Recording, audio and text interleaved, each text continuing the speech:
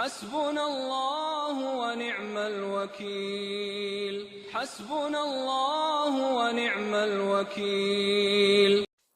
اسلامی اور شرعی شادی کون سی ہے، اس سلسلے میں کچھ باتیں بتائی جائیں۔ عام طور پر نکاحوں کے موقع پر مساجد میں مرد حضرات کے سامنے تو اس سلسلے میں کافی بیانات ہوتے رہتے ہیں اور مرد حضرات سنتے رہتے ہیں کچھ نہ کچھ، مگر عورتوں کے سامنے اس عنوان پر خاص طور پر باتیں کم آتی ہیں۔ اللہ تعالیٰ نے ہم کو جو دین دیا ہے اسلام، وہ ایک کامل اور مکمل دین ہے۔ زندگی کے ہر گوشے میں وہ ہماری رہنمائی کرتا ہے۔ نکاح کے سلسلے میں اسلام کی جو بنیادی تعلیمات ہیں وہ یہ ہے کہ نکاح میں اور نکاح کے بعد بھی خرچ کی ذمہ داری پوری کی پوری مرد پر ہے۔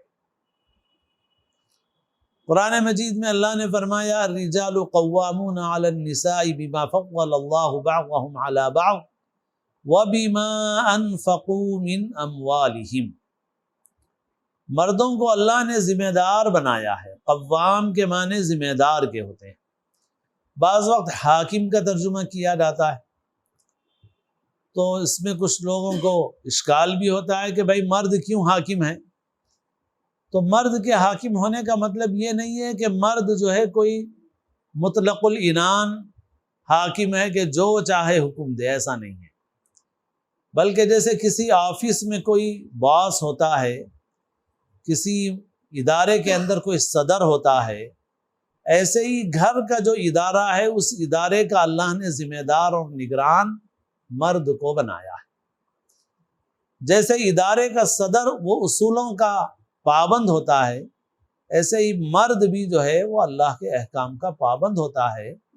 وہ جیسا چاہے اپنی بیوی کے ساتھ معاملہ کرے، اس کے ساتھ زیادتی کرے، اس پر حکم چلائے، اس کا وہ مجاز نہیں ہے۔ ہمارے حضرت محی السنہ مولانا شاہ ابرار الحق صاحب رحمۃ اللہ علیہ فرماتے تھے کہ مرد کی دو شانیں ہیں، ایک یہ کہ وہ حاکم ہے، دوسرے یہ کہ وہ محب ہے، یعنی محبت کرنے والا ہے۔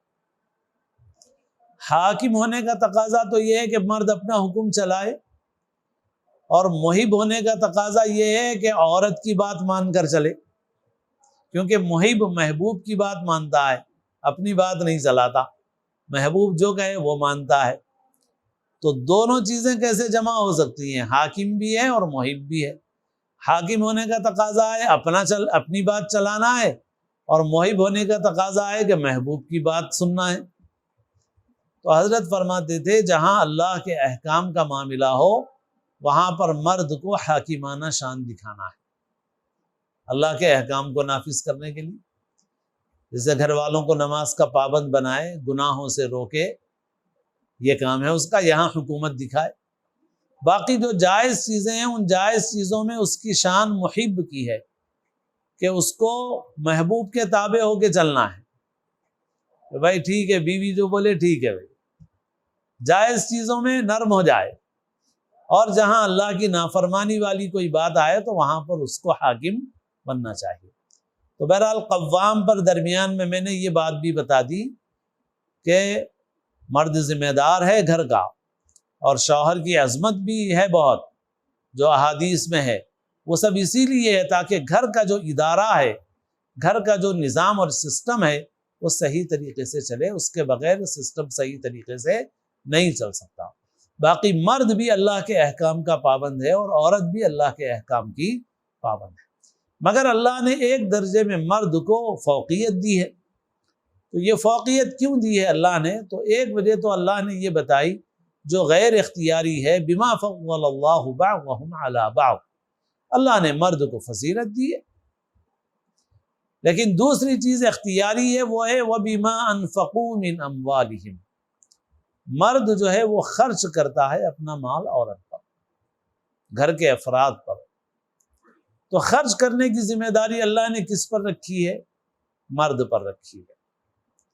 اور ایسے ہی پارے 5 کے شروع میں جو مضمون ہے، پارے 4 کے اخیر سے شروع ہوتا ہے حرمت علیکم سے، پھر والمحصنات من النساء میں آگے جا کر کے مضمون پورا ہوتا ہے۔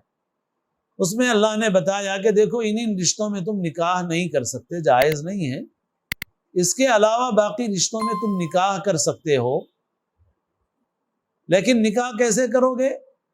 وَأُحِلَّ لَكُم مَّا وَرَاءَ ذَلِكُمْ أَن تَبْتَغُوا بِأَمْوَالِكُمْ، ان کے علاوہ باقی عورتوں سے تم نکاح کر سکتے ہو اس طرح سے کہ تم اپنے مال خرچ کرو، اپنے مالوں کے ذریعے سے، یعنی مال خرچ کرنا یہ مرد کی ذمہ داری ہے۔ اسلامی اور شرعی شادی میں سب سے بنیادی چیز یہی ہے، شادی کا خرچ کس کے اوپر ہے؟ اسلامی اور شرعی شادی کے لیے لوگوں نے مسجد کو بہت اہم سمجھ لیا ہے، حالانکہ مسجد مستحب ضرور ہے مگر مسجد کا درجہ وہ نہیں ہے، کیونکہ اللہ کے رسول صلی اللہ علیہ وسلم کے نکاح گھر میں ہوئے، اکثر و بیشتر گھر میں ہی ہوئے، صحابہ صحابیات کے گھر میں ہوئے ہیں، تو مسجد مستحب ضرور ہے، حدیث میں فرمایا گیا وَجَعَلُوهُ فِي الْمَسَاجِدِ۔ تو لوگوں نے بس شرعی اور اسلامی شادی یہ سمجھ لیا کہ مسجد میں کر لو تو شرعی ہو گئی، اسلامی ہو گئی۔ مسجد میں کرنے سے صرف اسلامی اور شرعی شادی نہیں ہوتی ہے، کسی شادی کے اسلامی اور شرعی ہونے کے لیے سب سے بنیادی چیز یہ ہے کہ خرچ کی ذمہ داری شادی میں اللہ نے مرد پر رکھی ہے، عورت پہ کوئی ذمہ داری اللہ نے نہیں رکھی ہے۔ ہم لوگ ہندوستان میں جو رہتے ہیں، ہندوستان اور اطراف میں بر صغیر کے جو مسلمان ہیں، ان کے اندر بہت ساری کمیاں ہیں، ان میں سے ایک کمی یہ بھی ہے کہ شادی کے معاملے میں یہ پورے مسلمان نہیں ہیں، بلکہ پورے مسلمان کیا، بیشتر لوگ تو وہ ہیں کہ شادی کے معاملے میں بالکل الٹے ہیں، کیونکہ یہاں پر خرچ کا بوجھ کس کے اوپر پڑتا ہے؟ لڑکی والوں پر پڑتا ہے، اور اسلام کیا کہتا ہے؟ لڑکی پہ بوجھ نہیں ہے، لڑکے پر بوجھ ہے پورا۔ اور آج بھی عرب ملکوں میں یہ بالکل حقیقت ہے، ہم مردوں کے سامنے تو بارہا بیان کرتے رہتے ہیں کہ آج بھی عرب ملکوں میں باوجود اس کے کہ عربوں میں بہت ساری خرابیاں آ گئیں اور دشمنوں نے داخل کر دی ہیں بہت ساری خرابیاں، لیکن ان تمام چیزوں کے باوجود آج بھی عرب ملک میں شادی کا پورا بوجھ لڑکے پر ہوتا ہے، لڑکی پر ایک پیسے کا بھی بوجھ نہیں ہوتا۔ کوئی بھی عرب ملک ہو، سب میں یہی صورتحال ہے، مکمل ذمہ داری مرد پر ہوتی ہے۔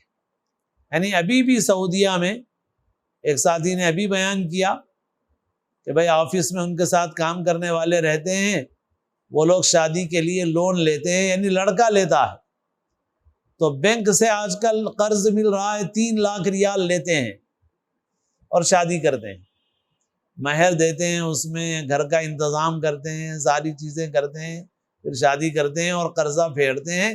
کون قرضہ لیتا ہے؟ لڑکی والے نہیں لیتے، لڑکا لیتا ہے، اور لے کر کے بڑی مقدار میں مہر لڑکی کے حوالے کرتا ہے، نقد دیتا ہے بلکہ پہلے دینا ہوتا ہے۔ ہمارے ہندوستان میں صورتحال بالکل مختلف ہے، یہاں مہر کو بھی بالکل علامتی سمجھا جاتا ہے، جبکہ عربوں میں ویسا نہیں ہے، مہر تگڑا ہوتا ہے، مہر نقد دیا جاتا ہے، پہلے ہی دیا جاتا ہے مہر۔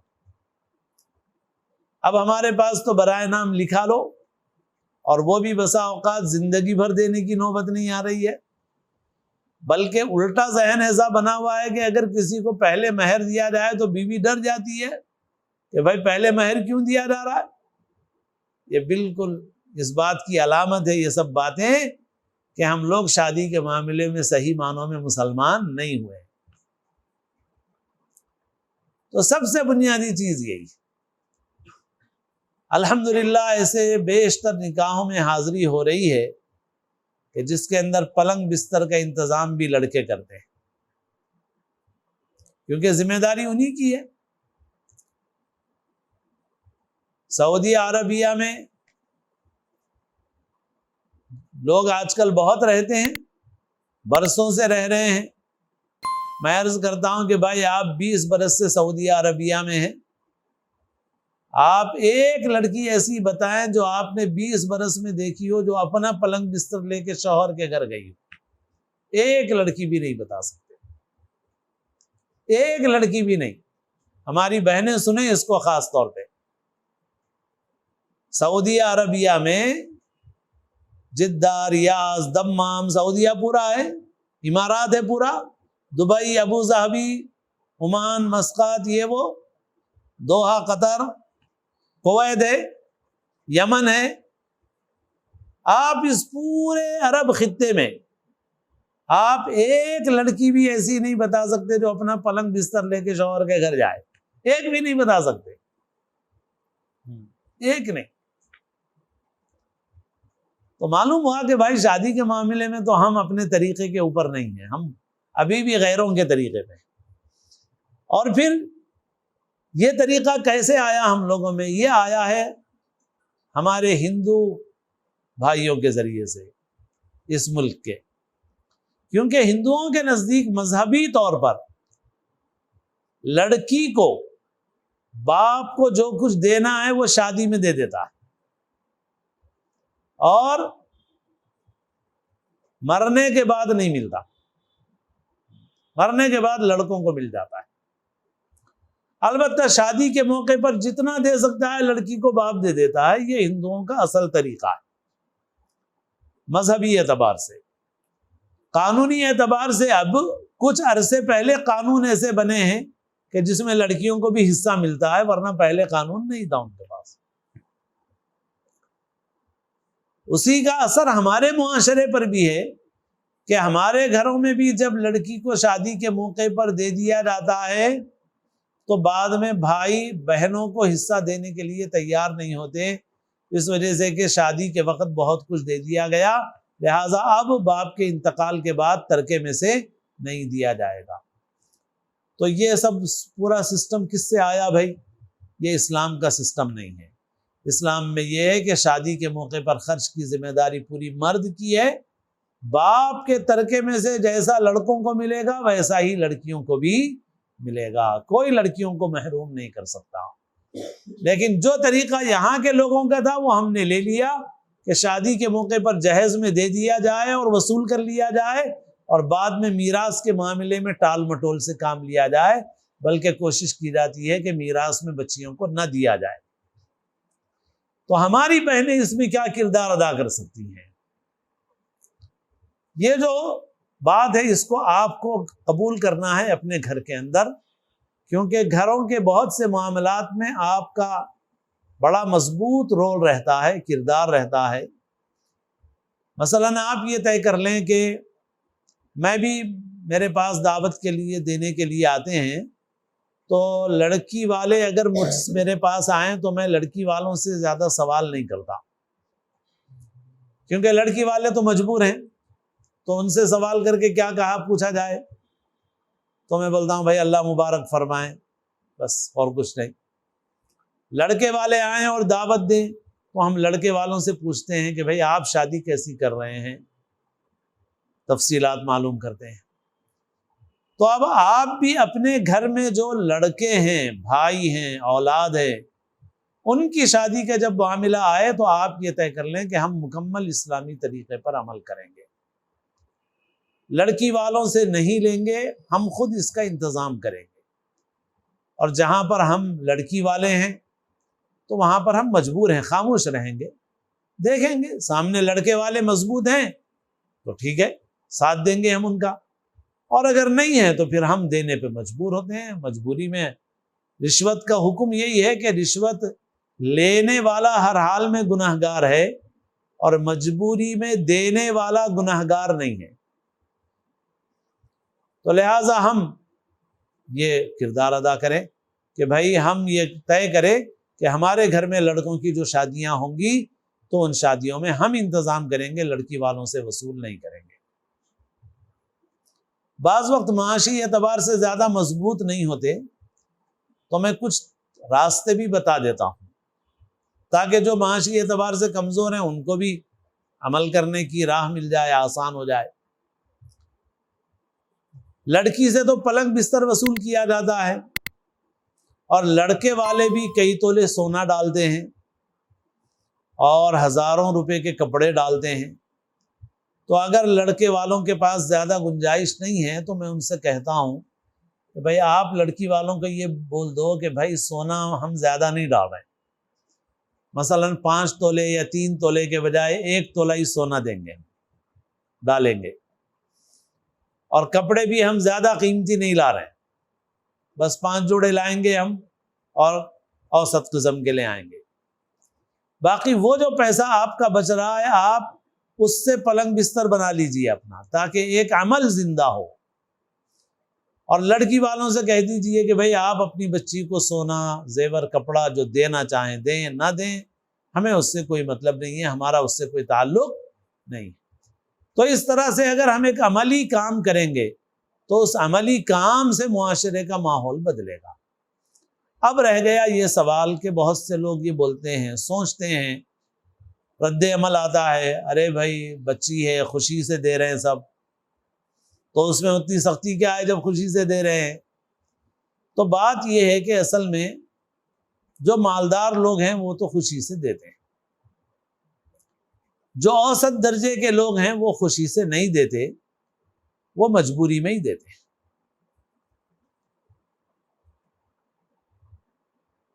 میں اس کی مثال بھی عرض کرتا ہوں کہ مثال کے طور پہ میں لڑکی کا باپ ہوں اور میں خریدنے کے لیے فرنیچر گیا، اور مثال کے طور پہ میں یہ سوچ کے گیا کہ بھائی آج کل کے دام کے اعتبار سے میں 1 لاکھ روپے والا فرنیچر خرید لوں گا،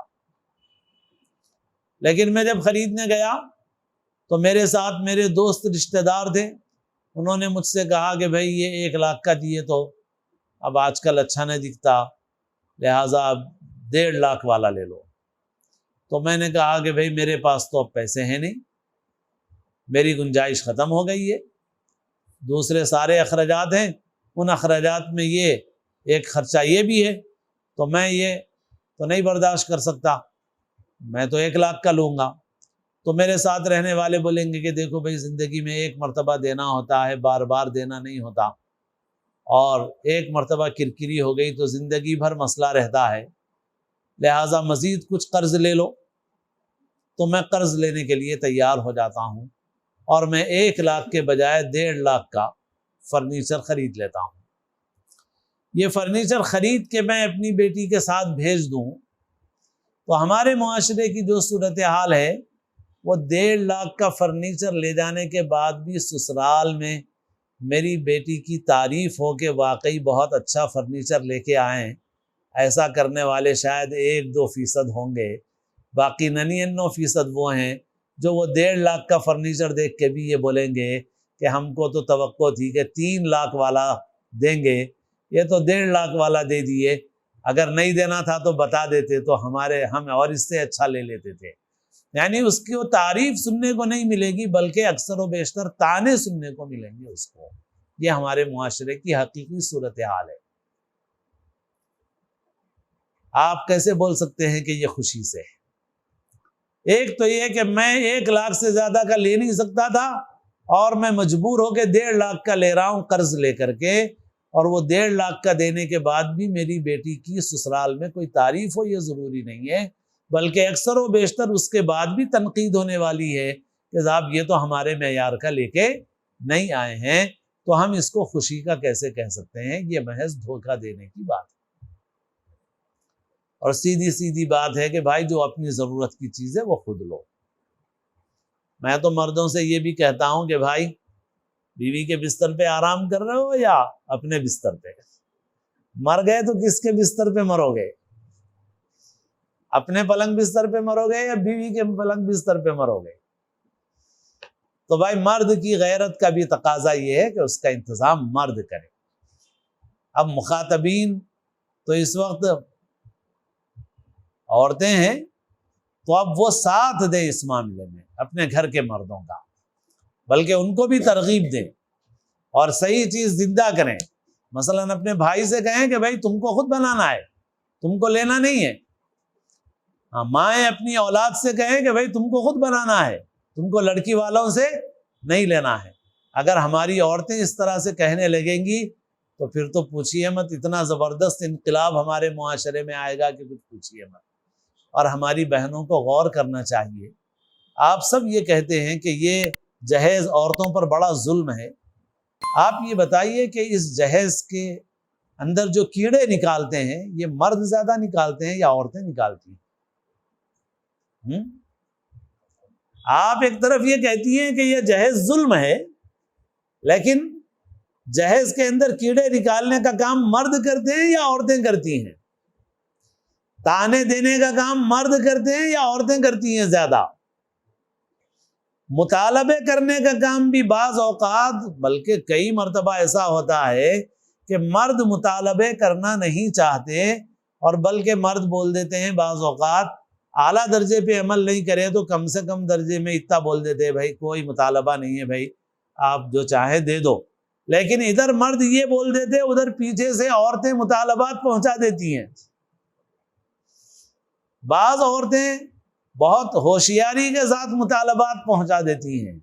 مثلاً دیکھنے کے لیے جب گئے تو ایک بہن یہ بولتی ہے ہمارے بابا اب تک جتنے شادیاں کرے سب میں کھانا دیے، تو اب سامنے والے سمجھ جائیں کہ بھائی ان کو بھی کھانا دینا ہے۔ کوئی عورت یہ کہتی ہے کہ ہمارے بابا ہم لوگوں کو بہت اچھا دیے، ہمارے کو اتنے تولے سونا دیے، ہمارے کو ایسا فرنیچر دیے، اتنا سامان دیے۔ کیوں بول رہے ہیں بھائی آپ؟ بولنے کا مقصد یہ ہے کہ سامنے والا سمجھ جائے کہ بھائی ہم اس معیار کے لوگ ہیں، لہذا اس معیار کا دینا چاہیے۔ ایسی بہت ساری باتیں ہوتی ہیں۔ تو یہ سب کون کر رہا ہے؟ مطالبہ جہیز کا مرد کر رہا ہے یا عورت کر رہی ہے؟ ان واقعات میں جہیز کا مطالبہ مرد نہیں کر رہا ہے، عورت کر رہی ہے۔ عورت کر رہی ہے، تو عورت پر ظلم کرنے والی اصل عورت ہی ہوئی، عورت پر ظلم کرنے والا مرد نہیں ہے۔ اور اب تو ہماری الحمدللہ جو دینی ماحول بنا ہے اس کی وجہ سے اب تو ماشاءاللہ نوجوانوں کی بڑی تعداد ایسی ہے کہ جو اس معاملے میں اگر اعلیٰ درجے پر عمل نہ کرے تب بھی کم سے کم ان نوجوانوں کا یہ ذہن بن گیا کہ بھائی زبردستی وصول تو نہیں کرنا ہے، اگر دے دیے تو ٹھیک ہے، نہیں دے دیے تو بھی کوئی بات نہیں ہے۔ لیکن یہ لڑکوں کا رول ہے، اور گھر کی عورتیں بچے کو بولتی ہے ارے تیرے کو نہیں معلوم کچھ بھی، خاموش بیٹھ، ہم لوگوں کو جو کرنا ہے وہ کر دے۔ بات بھی نہیں کرنے دیتے اس کو، بولنے بھی نہیں دیتے اس کو، اور پھر پیچھے سے سارے مطالبات کرتے ہیں، ساری وصولی کرتے ہیں، فہرست بھیجتے ہیں، فہرست منگاتے ہیں۔ یہ سارا ظلم کون کر رہا ہے؟ مرد نہیں کر رہے ہیں بلکہ عورتیں یہ ظلم کر رہی ہیں۔ اس لیے ہماری بہنوں کو سمجھنا چاہیے کہ ان کا رول سب سے زیادہ ہے۔ جہیز کو ختم کرنے میں جو کردار وہ ادا کر سکتی ہیں وہ مرد نہیں ادا کر سکتا، اور وہ اگر جہیز کو ختم کرنے کا کام کریں اور بیڑا اٹھا لیں تو مرد تو ان کے سامنے کچھ بھی نہیں کر سکتے بھائی، مرد تو بے بس ہو جائیں گے۔ عورتیں ہمارے اگر فیصلہ کر لیں کہ بھائی یہ جہیز کا سسٹم ختم کرنا ہے تو میں سمجھتا ہوں کہ بھائی سارے کے سارے مرد مل کے بھی آپ کے خلاف نہیں جا سکتے، آپ ہی غالب رہیں گی اور آپ کا فیصلہ ہی غالب رہے گا۔ عورتوں نے طے کر لیا ہے بھائی نہیں ہونا ہے لین دین، نہیں ہونا ہے جہیز، عورتوں نے طے کر لیا تو مرد کتنا بھی بڑا پہلوان رہے وہ بھی ڈگ ڈال دے گا آپ کو۔ تو لہٰذا اس میں ہماری بہنیں بہت کردار ادا کر سکتی ہیں۔ اب نماز کا وقت بھی ہو رہا ہے، اس لیے انہی متفرق باتوں پر ہم اپنی گفتگو کو ختم کرتے ہیں۔ وآخر دعوانا الحمدللہ رب العالمین۔